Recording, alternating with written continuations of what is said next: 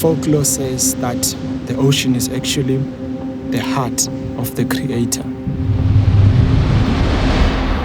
Have you really not seen the different creatures that are beyond our imagination? Have you not quivered to the thunders of the ocean? Have you not wanted to run away from those strong, bashing waves? Have you seen what is down there?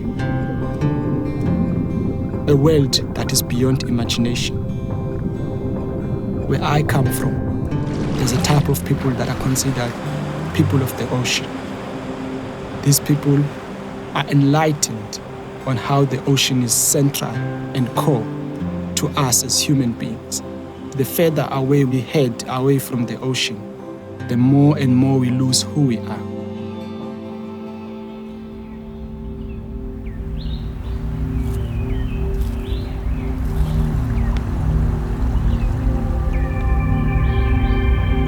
These forests are the lungs of the earth. But underneath the water's surface, there is an unknown but even more efficient carbon sequestering forest.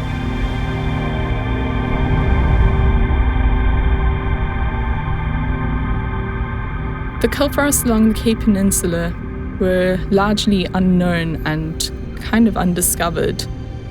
Everyone knows the Serengeti, everyone knows the Amazon rainforest, everyone knows the Great Barrier Reef. But no one can get a sense or an idea for what it means when we say kelp forest. And for us at Sea Change Project, this was something we wanted to change, and we decided to come up with the name the Great African Sea Forest as an image that conjures majesty and awe, and that can give people an understanding of the forest-like nature that lies below the sea. We are leaving on an expedition to learn how science, activism, and the human connection to nature can protect and preserve the Great African Sea Forest.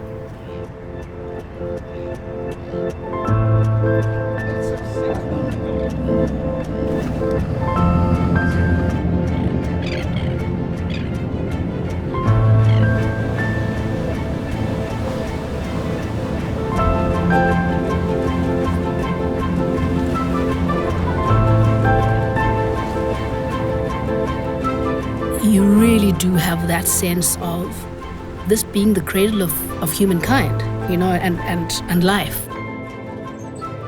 One can almost pitch their minds back to where it all began, and can picture early humans coexisting with the land and with the animals.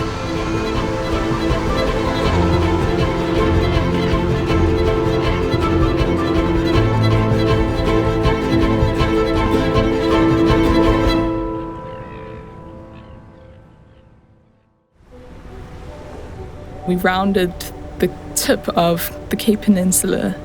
This is generally considered one of the roughest environments, and it's almost impossible to get anywhere near this point.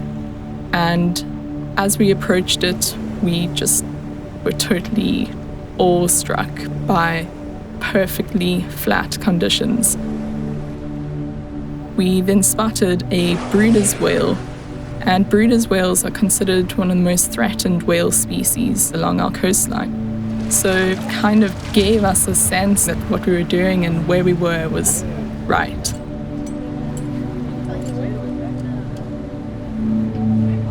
Isn't it incredible to have these conditions?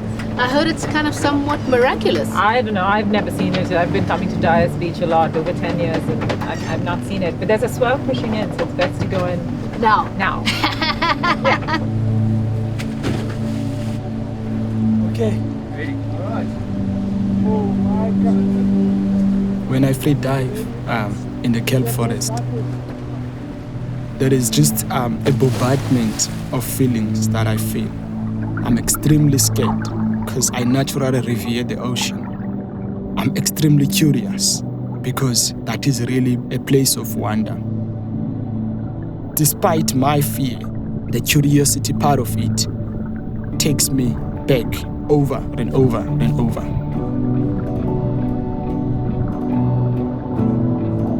As I pull myself along the kelp stipes, I get the sense of being like a primate or a monkey swinging through some jungle. Often when I'm out in a dive and I'm swimming amongst the kelp, I feel as though there is no separation between me and nature, that I am nature, that I am born wild and continue to be so.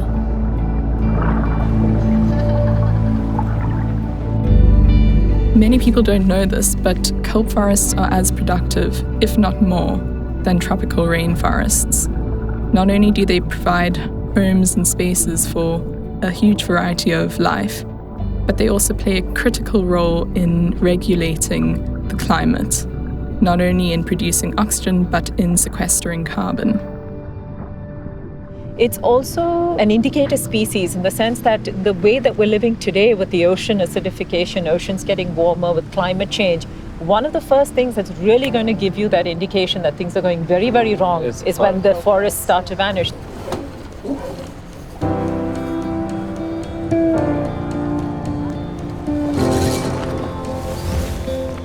Without kelp, there is no home for an immense amount of fish species. Without kelp, our coastlines are not protected because of this incredible role they play in dampening the waves. Without kelp, we lose immense amount of biodiversity. I really don't think people realize how close we are to destroying this planet. I feel like it's on a knife's edge right now, you know. We have to rewild our oceans. We have to bring biodiversity back. So much of what we're doing is actually destroying life in the oceans, destroying habitat in the oceans, destroying ecosystems in the oceans. And this is all having a direct impact on your life and my life. We're at the beginning of perhaps the greatest and most important decade for humanity. A decade, 10 years, that's what we have to make the right decisions. And one of these decisions have to be to regenerate, rewild, and protect our oceans.